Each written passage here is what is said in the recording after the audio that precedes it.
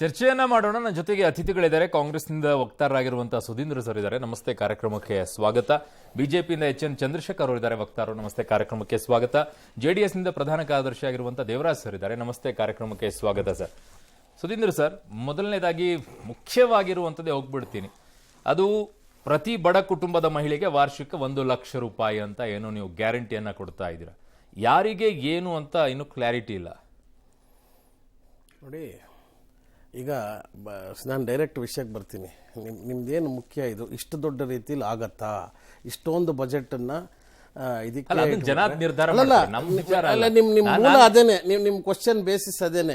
ಹಂಗೆ ಹೇಳಿದ್ಮೇಲೆ ಅಷ್ಟೊಂದು ನೀವು ಮಾಡೋಕ್ಕಾಗತ್ತೆ? ನಮ್ಗೆ ರಾಜ್ಯದಲ್ಲಿ ಇದೇ ಅಸ್ಯೂಮ್ ಅಲ್ಲ. ಇವತ್ತು 80 ಲಕ್ಷ ಯಾವ ಮಹಿಳೆಯರಿಗೆ ಅಂತ ನಾನು ಕೇಳ್ತಾ ಇದ್ದೀನಿ. ವಿಚ್ ಇಸ್ ಎಕನಾಮಿಕಲಿ ವೀಕರ್ ಅಂತ ಬಿಪಿಎಲ್ ಕಾರ್ಡ್ ಅಂತ ಅದ್ರದ್ದು ಅಲ್ಲಿ ಉಲ್ಲೇಖ ಬಿಪಿಎಲ್ ಕಾರ್ಡ್ ಅಂತ ಇಲ್ಲ. ಇವತ್ತು ನಾವು ಸೇಫ್ಲಿ ಆಗಿ ಆ ರೀತಿ ಒಂದು ಅರ್ಥ ಮಾಡಲ್ಲ. ಯಾಕೆ ಕೇಳಿದೆ ಅಂದ್ರೆ ರಾಜ್ಯದಲ್ಲಿ ಭಾಗ್ಯಲಕ್ಷ್ಮಿಯನ್ನ ತಂದಿದ್ದು ಬಿಪಿಎಲ್ ಕಾರ್ಡ್ ಅಲ್ಲ, ವರ್ದಾರಿಗೆ. ಬಟ್ ನಾನು ಇದರಿಂದನೇ ಓದೋದಾದ್ರೆ, ಏನು ನಮ್ಮ ಮ್ಯಾನಿಫೆಸ್ಟೋ ಇಂದಾನೇ ಓದೋದಾದ್ರೆ ಅದರಲ್ಲಿ ಹೇಳಿಲ್ಲ ಏನು ಅಂದ್ರೆ ಮಹಿಳೆಯರಿಗೆ ರಾಜ್ಯದಲ್ಲೂ ಪ್ರತಿ ಬಡ ಕುಟುಂಬದ ಒಬ್ಬ ಮಹಿಳೆಗೆ ಪ್ರತಿ ವರ್ಷ 1 ಲಕ್ಷ ರೂಪಾಯಿ ರಾಜ್ಯದಲ್ಲೂ ಹೇಳಿರಲಿಲ್ಲ. ಹಾಗಾದ್ರೆ ಅದಕ್ಕೆ BPL card you can consider it as BPL card. Of course. Yes. So, is it possible 1 lakh? See, is it possible? ನಮ್ಮ ರಾಜ್ಯದಲ್ಲಿ ಮಾಡೋಕ್ಕಿಂತ ಮುಂಚೆನೂ ಪ್ರತಿಪಕ್ಷಗಳು is it possible ಅಂತ ಹೇಳಿದ್ರು. ಈಗ ಸಿದ್ದರಾಮಯ್ಯನವರು ಬಜೆಟ್ ನಲ್ಲಿ ಅದನ್ನ ಪಾಸಿಬಲ್ ಮಾಡಿ ತೋರಿಸಿದ್ರು. ಫಿಸ್ಕಲ್ ಡಿಫಿಸಿಟ್ ಕೂಡ ನಾವು ಎಕ್ಸ್ಟ್ರಾ ಅತಿಯಾದ ಸಾಲಕ್ಕಾಗ್ಲಿ ಅಥವಾ ರೂಲಿಂಗ್ ಫಿಸ್ಕಲ್ ಡಿಫಿಸಿಟ್ ಏನು ನಮ್ದೇನು 4% ಹೆಚ್ಚಿಗೆ ಏನು ಗೌರ್ಮೆಂಟ್ ಇದರದಿದೆ ಅದಕ್ಕಿಂತ ನಾವು ಹೊರಗಡೆ ಹೋಗ್ಲಿಲ್ಲ. ಹಂಗಾಗಿ ನಿಮ್ಗೆ ಆ ಡೌಟ್ ಯಾಕೆ? ತೆಲಂಗಾಣದಲ್ಲಿ ಕೂಡ ಮಾಡಿದ್ದೀವಿ, ಹಿಮಾಚಲ್ ಪ್ರದೇಶಲ್ಲಿ ಮಾಡಿದ್ದೀವಿ. ಎಲ್ಲ ಈ ತೆಲಂಗಾಣದಲ್ಲಿ ಕೂಡ ನಾವು ಏನು ಬಂದ ತಕ್ಷಣ ಇದು ಹೆಂಗೆ ಅಂದರೆ, ಈಗ ಎಸ್ಪೆಷಲಿ BJP-ಅವ್ರಿಗೆ ನಾನು ಹೇಳೋದಾದರೆ, ಈಗ ಹೇಳ್ಬೋದು ಏನು ಬೇಕಾದ್ರೆ ಆಶ್ವಾಸನೆ ಕೊಟ್ಬಿಡ್ಬೋದು, ಮಾಡಿದ್ರು ಮಾಡದೇ ಇದ್ರು ನಡೆಯುತ್ತೆ, ಆಮೇಲೆ ಬರೀ ಸೋಷಿಯಲ್ ಮೀಡಿಯಲ್ಲಿ ಹೇಳ್ಕೊಂಡು ಹೋಗ್ಬಿಡ್ಬೋದು ಅಂತಂಗದ. ಈಗ 100 ಸ್ಮಾರ್ಟ್ ಸಿಟಿ ಕೊಡ್ತೀನಿ ಅಂದರು, ರೈತರ ಸಾಲ ಏನೋ ಫ್ಯೂಯಲ್ ಪ್ರೈಸ್ ಕಡಿಮೆ ಮಾಡ್ತೀನಿ ಅಂದರು, ಬ್ಲ್ಯಾಕ್ ಮನಿ ತರ್ತೀವಿ, ಇದೆಲ್ಲ ಹಂಗೆ ಅನ್ಕೊಂಡ್ಬಿಟ್ಟಿದ್ದಾರೆ. ಏನು ಬೇಕಾದ್ರೆ ಹೇಳ್ಬೋದು, ಆಮೇಲೆ ಮಾಡೋಕ್ಕಾಗಲ್ಲ ಅಂತ. ಇವತ್ತು ಎಲ್ಲದನ್ನು ಮಾಡಿ ತೋರಿಸಿರ್ತಕ್ಕಂಥ ಸರ್ಕಾರ ನಮ್ಮ ರಾಜ್ಯದಲ್ಲಿ ಇರ್ಬೋದು ಅಥವಾ ನೆರೆಯ ತೆಲಂಗಾಣದಲ್ಲಿ ಕಾಂಗ್ರೆಸ್ ಸರ್ಕಾರ ಇರ್ಬೋದು, ಮಾಡಿ ತೋರಿಸಿದೀವಿ ನಾವು. ಹಾಗಾಗಿ ಇವತ್ತು ನಾವು ಏನೇ ಇದನ್ನು ಕೊಟ್ಟರು, ಆ ಭರವಸೆನ ಕೊಟ್ಟರು, ಏನೇ ಗ್ಯಾರಂಟಿಗಳನ್ನ ಕೊಟ್ಟರು, ಭಾಳ ಹಕ್ಕಿನಿಂದ ಒಂದು ಮಂಡನೆ ಮಾಡ್ತೀವಿ. ಆಮೇಲೆ ಯಾವ ರೀತಿ ಮಾಡಿದ್ದೀವಿ, ನೀವು ಹಿಂದಿನ ಬಜೆಟ್ ತೊಗೊಂಡ್ರೆ ನೀವೇ ಹೇಳಿ, ಎಲ್ಲ ಫಿಗರ್ಸ್ ನಿಮ್ಮ ಮುಂದೆ ಇದೆ. ರಾಜ್ಯದ ಫಿಸಿಕಲ್ ಡಿಫಿಸಿಟ್ ಏನಾದ್ರು ಇದಾಗಿದೆಯಾ? ಹೆಚ್ಚಿನ ಸಾಲ ಆಗಿದೆಯಾ? ಇವ್ರು ಏನು ಗ್ಯಾರಂಟಿ ಕೊಡದೆ ದೇಶದ ಸಾಲನ 4% 10% ಏರಿಸಿದಾರೆ. ಅದಕ್ಕೆ ಅವ್ರಿಗೆ ಪ್ರಶ್ನೆ ಮಾಡಿ. ಇದು ಪ್ರಶ್ನೆ ಕಾಂಗ್ರೆಸ್ ಕಾಲ. ನೀವೇನ್ ಹೇಳಬೇಕು? ನೀವು ರಾಜ್ಯದಲ್ಲಿ ಮಾಡಿ ತೋರಿಸಿದ್ದೀರಿ, ರಾಜ್ಯದಲ್ಲಿ ಅಲ್ಲ, ನೀವು ರಾಜ್ಯದಲ್ಲಿ ಮಾಡಿ ತೋರಿಸಿದ್ದೀರಿ, ರಾಷ್ಟ್ರದಲ್ಲೂ ಮಾಡ್ತೀವಿ ಅಂತಕ್ಕಂಥ ಮಾತನ್ನು ನಾನು ಹೇಳ್ತೀನಿ. ಎಸ್ ಚಂದ್ರಶೇಖರ್ ಅವರೇ, ಈ ಮಾಡಿ ತೋರಿಸಿದ್ದಾರೆ ಕರ್ನಾಟಕದಲ್ಲಿ. ನಿಮ್ಗೆ ಕೊಡಕ್ಕಾಗಲ್ಲ ಅಂದ್ರೆ ನಾವು ಕೊಡ್ತೀವಿ ಅನ್ನೋ ವಿಶ್ವಾಸ ಕಾಂಗ್ರೆಸ್ಸಿಗಿದೆ. 1,80,00,000 ಕುಟುಂಬಗಳು ಇವತ್ತು ನಮ್ಮ ಗ್ಯಾರಂಟಿಗಳಿಂದ 1,80,00,000 ಕುಟುಂಬಗಳಿಗೆ ಡೈರೆಕ್ಟ್ ಆಗಿ ಬೆನಿಫಿಟ್. ನನ್ನ ಟೈಮ್ ಈ ಅಂಗಡಿ ಮುಂದೆ ಕರಡಿ ವೇಷ ಹಾಕಿ ನಿಲ್ಸಿರ್ತಾರೆ, ಅದು ಕರಡಿ ತರನೇ ಕುಡಿಬೇಕು. ಅದಕ್ಕೂ ಗೊತ್ತಿರುತ್ತೆ ನಾನು ಮಾಡ್ತಿರೋ ತಮಾಷೆಗೆ ಅಂತೇಳಿ, ಜನನೂ ಸೀರಿಯಸ್ ಆಗಿ ತಗೊಳ್ಳೋದು ತಮಾಷೆಗೆ ಅಂತೇಳಿ. ಯಾಕೆ ಅಂತ ಹೇಳಿದ್ರೆ, ಕೆಲವು ಪಕ್ಷಗಳಿಗೆ ಇಂಥ ಟೈಮಲ್ಲಿ ಅದೊಂದು ಫಾರ್ಮಾಲಿಟಿ.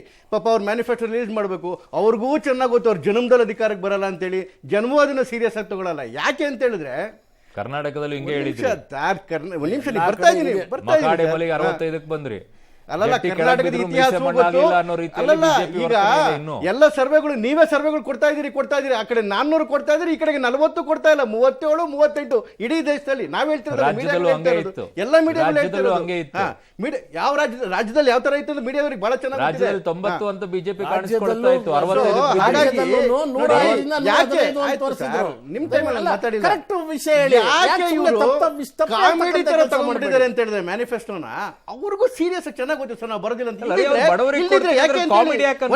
ಯಾಕೆ ಅಂತ ಹೇಳಿದ್ರೆ, ಇಲ್ದಿದ್ರೆ ಮ್ಯಾನಿಫೆಸ್ಟೋ ಮಾಡ್ಬೇಕಾದ್ರೆ ಯಾರು ಇಷ್ಟು ಹುಡುಗಾಟಿಯಿಂದ ಮಾಡೋರ ತಗೊಳ್ಳಿ. ಇದು ಎನ್ವಿರಾನ್ಮೆಂಟ್ ಬಗ್ಗೆ ಅವ್ರದ್ದೇ ಮ್ಯಾನಿಫೆಸ್ಟೋ ಚಿತ್ರ. ಯಾವ ದೇಶ ಚಿತ್ರ ಹಾಕೋರೆ? ಥೈಲ್ಯಾಂಡಿನ ಚಿತ್ರ ಸ್ವಾಮಿ. ಅದೇಂಗ್ ಥೈಲ್ಯಾಂಡ್ ಇಂದ ಅಂತ ಹೇಳ್ತೀವಿ ನೋಡಿ, ಅದು ಅದನ್ನ ತೆಗೆದುಕೊಟ್ಟಿರೋದು. ಥೈಲ್ಯಾಂಡ್ ಇಂದ ಚಿತ್ರ ತೆಗೆದುಕೊಟ್ಟಿದ್ದೀನಿ. ಕೆಳಗಡೆ ನೋಡಿ ಯಾವ ಚಿತ್ರ ಅಂತ ಹೇಳಿ. 17 ಜುಲೈ 2018 ಥೈಲ್ಯಾಂಡ್, ಲೊಕೇಶನ್ ಥೈಲ್ಯಾಂಡ್. ಇಷ್ಟು ಸೀರಿಯಸ್ನೆಸ್. ಎರಡನೇದು ವಾಟರ್ ಮ್ಯಾನೇಜ್ಮೆಂಟ್ ಅಲ್ಲಿ ಚಿತ್ರ ಹಾಕಿದ್ದಾರೆ ಸ್ವಾಮಿ. ವಾಟರ್ ಮ್ಯಾನೇಜ್ಮೆಂಟ್ ನಮ್ಮ ನದಿ ಅಂತ ತೋರಿಸಿದ್ದಾರೆ, ಅದು ನ್ಯೂಯಾರ್ಕ್ನ ಬಫೆಲೋ ನದಿ. ಅಂದ್ರೆ they are not at all serious about their manifesto ಅಂತೇಳಿ. ಏನೋ ಮಾಡಬೇಕು, ಆ ಟೈಮ್ ರಿಲೀಸ್ ಮಾಡಬೇಕು. ಇದು ಆನ್ ರೆಕಾರ್ಡ್ ನಾನು ಹೇಳ್ತಾ ಇರ್ತಕ್ಕಂಥದ್ದು ನಿಮಗೆ. ತಗೊಳ್ಳಿ ಎರಡನ್ನೂ ಚೆಕ್ ಮಾಡಿ ನೀವು ಫಸ್ಟ್ ಚೆಕ್. ಒಂದ್ ನಿಮಿಷ. ಈ ಮಟ್ಟದಲ್ಲಿ ಅವ್ರು ಇದ್ದಾಗ ನೀವು ಸುಳ್ಳು, ನೀವು ತಪ್ಪು ದಾರಿ ಹೇಳ್ತಾ ಇದ್ದೀರಿ. ಅಲ್ಲ, ನೀವು ಇದನ್ನ ಮಾಡ್ತಾ ಇದ್ದೀರಿ. ಅವರ ಟ್ವಿಟರ್ ಈ ರೀತಿ ಜನಗಳಿಗೆ Twitter, ಅಂಗಡಿಗಳಿಗೆ ನೋಡಿ ಸರ್, ಸ್ಮಾರ್ಟ್ ಸಿಟಿ ಆಮೇಲೆ ಕೊಡ್ತೀನಿ ಅಂತ ಹೇಳಿ ಸುಳ್ಳ? ನಾನೊಬ್ಬ ನೀವು ಅಧಿಕೃತ smart city ವಕ್ತಾರನಾಗಿ ಒಂದು ತೋರಿಸಿ ಆಯ್ತಾಯ್ತು, ಇವತ್ತು. ಒಂದ್ ನಿಮಿಷ. ಇವ್ರಿಗೆ ಮೂರು ತಿಂಗಳಲ್ಲಿ ಬ್ಲಾಕ್ ಮನಿ ತರ್ತೀನಿ ಅಂತ ಹೇಳಿ ಸುಳ್ಳ? Let me answer. ಮೂರು ತಿಂಗಳಲ್ಲಿ ಬ್ಲಾಕ್ Don't shout. ನಿಮ್ಮ Don't manifesto shout. ಬಗ್ಗೆ ಮಾತಾಡಿ. ಯಾಕೆ ನಿಮ್ಗೆ ಅಷ್ಟೊಂದು ಉರಿತಾ ಇದೆಯಾ? ರೈತರಿಗೆ ಆದಾಯ ದ್ವಿಗುಣ ಮಾಡ್ಬೇಕು. ನಾನು ಮಾತಾಡ್ತಿದ್ದಂಗೆ ಉರಿತಾ ಇದೆಯಾ ನಿಮ್ಗೆ? ಉರಿಯುತ್ತಾ? ಹೌಸಿಂಗ್ ಫಾರ್ ಆಲ್ ಅನ್ನೋರ್ಗೆ ಸುಳ್ಳ? ನಾನು ಮಾತಾಡಿದ್ರೆ ಉರಿಯುತ್ತಾ ಇದು ನಿಮ್ಗೆ? ಸುಳ್ಳ?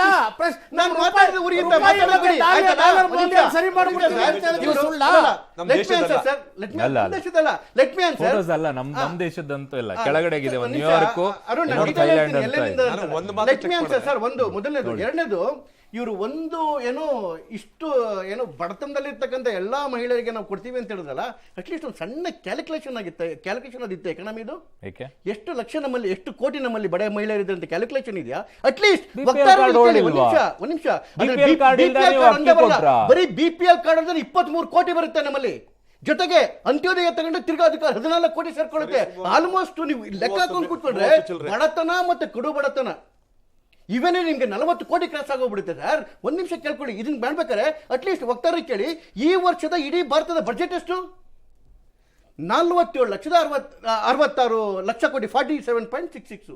ನಾವು ಇಡೀ ಕ್ಯಾಪೆಕ್ಸ್ಗೆ ಕೊಟ್ಟಿರ್ತಕ್ಕಂಥದ್ದು, ಇಡೀ ದೇಶದ ಇನ್ಫ್ರಾಸ್ಟ್ರಕ್ಚರ್ಗೆ ಕೊಟ್ಟಿರ್ತದ್ದು 11.11 ಲ್ಯಾಕ್ ಕ್ರೋರ್.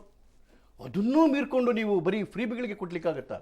ಅಂದ್ರೆ ಬಜೆಟಿನ ಅರ್ಧವನ್ನ ಏನು ರಾಜ್ಯದಲ್ಲಿ ಅವ್ರು ಮಾಡಿಕೊಟ್ಟಿಲ್ವಾ? ಈಗ ರಾಜ್ಯದಲ್ಲೂ ಹೀಗೆ ಹೇಳಿದ್ರು. ರಾಜ್ಯದಲ್ಲಿ ಏನ್ ಮಾಡಿದ್ದಾರೆ? ಒಂದ್ ನಿಮಿಷ.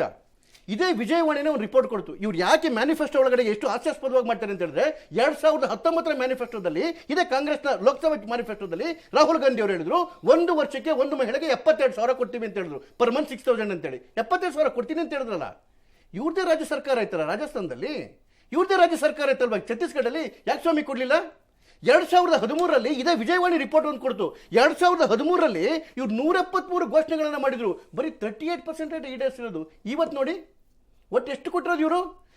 71 ಫ್ರೀಬಿಗಳನ್ನ ಅನೌನ್ಸ್ ಮಾಡಿರ್ತಕ್ಕಂಥದ್ದು. ನೇಕಾರರಿಗೆ ಉಚಿತ ವಿದ್ಯುತ್ತು ಎಲ್ಲೋಯ್ತು ಸ್ವಾಮಿ?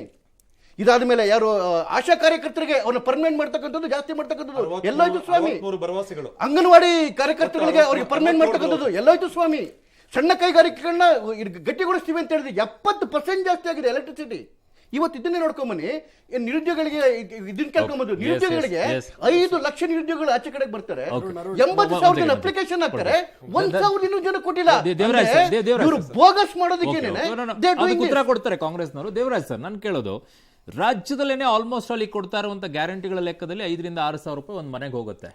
ಈಗ ಆ ಲೆಕ್ಕದ ಪ್ರಕಾರ ಹೋದ್ರೆ ಅದನ್ನ ಸಿದ್ದರಾಮಯ್ಯನವರು ಎಷ್ಟೋ ಸಲ ಹೇಳಿದ್ರು, ಒಂದು ಮನೆಗೆ 5,000 to 6,000 ನಮ್ ಗ್ಯಾರಂಟಿಗಳು ತಲುಪ್ತಾರೆ. ಈ ಲೆಕ್ಕ ಹಾಕೊಂಡ್ರೆ 1 ಲಕ್ಷ ಒಂದು ವರ್ಷಕ್ಕೆ ಲೆಕ್ಕ ಇಟ್ಕೊಂಡ್ರು. ಅದ್ರಲ್ಲಿ ಹೇಳಿಲ್ಲ ಅವ್ರು ಪ್ರತಿ ತಿಂಗಳು ಅಂತ ಹೇಳಿಲ್ಲ. ಒಂದು ವರ್ಷಕ್ಕೆ ನಾನು ಲೆಕ್ಕದ ಪ್ರಕಾರ ಒಂದು ತಿಂಗಳಿಗಂತೂ ಕೊಡಕ್ ಆಗಲ್ಲ. ಪರ್ ಇಯರ್ 1 ಲಕ್ಷ ಇಟ್ಕೊಂಡ್ರು ತಿಂಗಳಿಗೆ ಒಂದು 8,000 to 8,500 ಆಗುತ್ತೆ.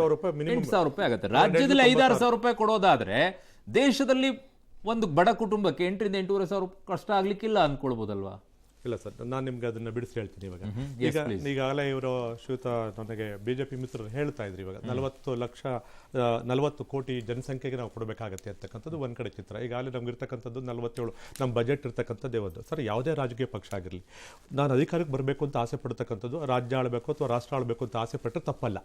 ಆದರೆ ಯಾವ ರೀತಿ ಆಳಬೇಕು, ಯಾವ ರೀತಿ ನಾನು ಅಧಿಕಾರಕ್ಕೆ ಬರಬೇಕು ಅಂತಕ್ಕಂಥದ್ದೇ ಮುಖ್ಯ ಇಲ್ಲಿ.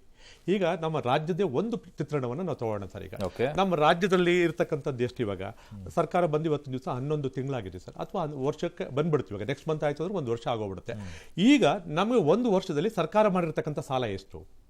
88,000 ಕೋಟಿ ಪ್ಲಸ್ 1,05,000 ಕೋಟಿ ಕೇವಲ 1 ವರ್ಷಕ್ಕೆ ರಾಜ್ಯದ ಜನರ ತಲೆ ಮೇಲೆ ಹೊರಿಸಿರ್ತಕ್ಕಂಥ ಸಾಲ ಇದು.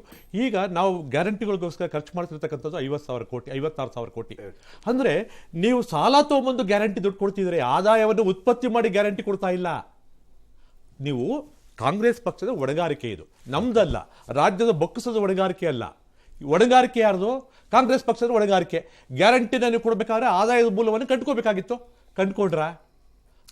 ರಿಜಿಸ್ಟ್ರೇಷನ್ ಫೀಸ್ಗಳನ್ನು ಜಾಸ್ತಿ ಮಾಡಿದ್ರೆ, ರೆವಿನ್ಯೂ ಬರ್ತಾ ಇಲ್ಲ. ಖಂಡಿತ ನಾನು ಅದ್ರ ಬಗ್ಗೆ ನಾನು ಮಾತಾಡ್ತಿದ್ದೆ. ನಾನು ಹೇಳ್ತಿರ್ತಕ್ಕಂಥದ್ದೇನು, ಈಗಾಗಲೇ 30,000 ಕೋಟಿ ನೀವು ತೆರಿಗೆ ರೂಪದಲ್ಲಿ ಹೆಚ್ಚಿಗೆ ಮಾಡಿದ್ರೂ ಸಹ ನೀವು 1,05,000 ಕೋಟಿ ಸಾಲ ಮಾಡುವಂತ ಪರಿಸ್ಥಿತಿ ಯಾಕೆ ಬಂತು?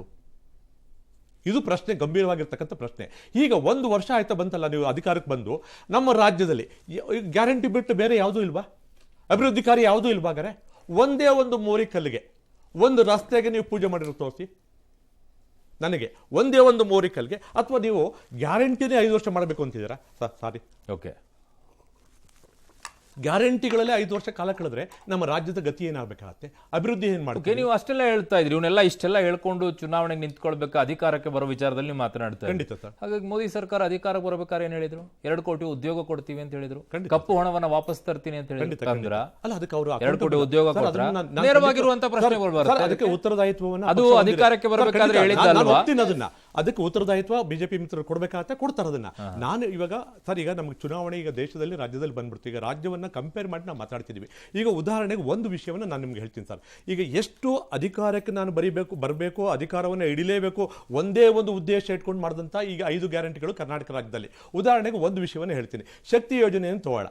ಇವತ್ತು ಶಕ್ತಿ ಯೋಜನೆಯನ್ನು ಬಡವರಿಗೆ ನೀವು ಕೊಡಿ, ಏನು ಬಸ್ಸಲ್ಲಿ ಓಡಾಡ್ಲಿಕ್ಕೆ ಫ್ರೀ ಪಾಸ್ ಬಡವರಿಗೆ ಕೊಡಿ, ಅಥವಾ ಹೆಣ್ಮಕ್ಳು ಕೊಡಿ, ವಿದ್ಯಾರ್ಥಿಗಳಿಗೆ ಕೊಡಿ, ನಮ್ದು ಅಭ್ಯಂತರ ಇಲ್ಲ.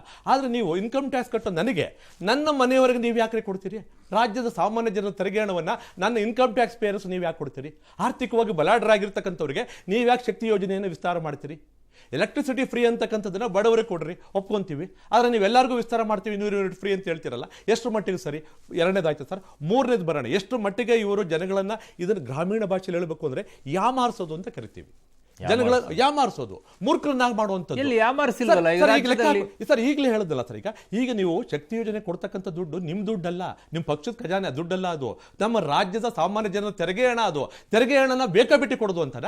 ಕೆರೆಯ ನೀರು ಕೆರೆಗೆ ಚೆಲ್ಲಿ. ನೀವು ಆ ರೀತಿ ಮಾಡೋದ್ರೆ ಕಟ್ಟಿ ಸ್ವಾಮಿ ಡ್ಯಾಮ್ಗಳನ್ನ, ಸೃಷ್ಟಿ ಮಾಡಿ ಉದ್ಯೋಗನ. ಭದ್ರಾ ಯೋಜನೆಯನ್ನು ಕಂಪ್ಲೀಟ್ ಮಾಡಿದ್ರೆ ಎಷ್ಟು ಲಕ್ಷ ಹೆಕ್ಟೇರ್ಗೆ ಆಗ್ತಿತ್ತು, ಎಷ್ಟು ಜನ ರೈತರು ಆತ್ಮಹತ್ಯೆ ತಪ್ತಾ ಇತ್ತು. ಇವತ್ತೊಂದು ದಿವಸ ಮಾಡಿ ಎತ್ತಿನೊಳೆ ನಿಮ್ದೇ ಅಲ್ವಾ ಪ್ರಾಜೆಕ್ಟ್? ಹೋಗಿ ಇವತ್ತೊಂದು ದಿವಸ 13,000 ಕೋಟಿ, 24,000 ಕೋಟಿ. ಜೆಡಿಎಸ್ ಅಧಿಕಾರದಲ್ಲಿದ್ದಾಗ ಸಾಲ ಮನ್ನಾ ಮಾಡಿದಾಗ ಇದೆಲ್ಲ ಸಮಸ್ಯೆ ಆಗಲಿ. ಖಂಡಿತ ಸರ್, ಒಳ್ಳೆ ಪ್ರಶ್ನೆ ಕೇಳಿದ್ರೆ ವಾಪಸ್ ಸರ್, ಇದು ಒಳ್ಳೆ ಪ್ರಶ್ನೆ. ವಿರಾಮ ನಾನು ಉತ್ತರ ಕೊಡ್ಲೇಬೇಕು ಇದಕ್ಕೆ. ಬರ್ತೀನಿ, ಒಂದು ವಿರಾಮ ತಗೊಂಡು ವಾಪಸ್ ಬರ್ತೀನಿ. ಬಂದ ನಂತರ ಇನ್ನೊಂದು ಹೇಳ್ತಾ ಇದ್ದಾರೆ, ರಾಜ್ಯದಲ್ಲಿ ಡಿಪ್ಲೊಮಾ ಮುಗಿಸಿದವರಿಗೆ ಒಂದು ಅಮೌಂಟ್ ಇಟ್ಟಿದ್ದಾರೆ, ಡಿಗ್ರಿ ಮುಗಿಸಿದವರಿಗೆ ಒಂದು ಅಮೌಂಟ್ ಅನ್ನ ಇಟ್ಟಿದ್ದಾರೆ, ಅದಕ್ಕೊಂದಿಷ್ಟು ಬೇಸ್ ಹಾಕಿದ್ದಾರೆ ಇಷ್ಟು ವರ್ಷದಿಂದ ಅಂತ ಹೇಳಿ. ಅಲ್ಲೆಲ್ಲರಿಗೂ ಕೊಡ್ತಾ ಇಲ್ಲ. ಸೇಮ್ ಸೆಂಟ್ರಲ್ ಅಲ್ಲೂ ತರ್ತಾ ಇದ್ರೆ ಅದು ನಿರುದ್ಯೋಗ ಪದವೀಧರರಿಗೆ, ನೋ ಡಿಪ್ಲೊಮಾ, ನಿರುದ್ಯೋಗ ಪದವೀಧರರಿಗೆ ಮಾತ್ರ ವಾರ್ಷಿಕ 1 ಲಕ್ಷ ಹೇಳ್ತಾ ಇದ್ದಾರೆ. ಅಪ್ರೆಂಟಿಸ್ಶಿಪ್ ಮೂಲಕವಾಗಿ ಅದನ್ನು ತರ್ತಾರಂತೆ. ಸೊ ಹಾಗಾಗಿ ಇಸ್ ಇಟ್ ಪಾಸಿಬಲ್ ಅನ್ನುವಂಥದ್ದು ಅಗೇನ್ ಮತ್ತೆ ಬರುತ್ತೆ ಪ್ರಶ್ನೆ. ಚರ್ಚೆಯನ್ನ ಮಾಡೋಣ.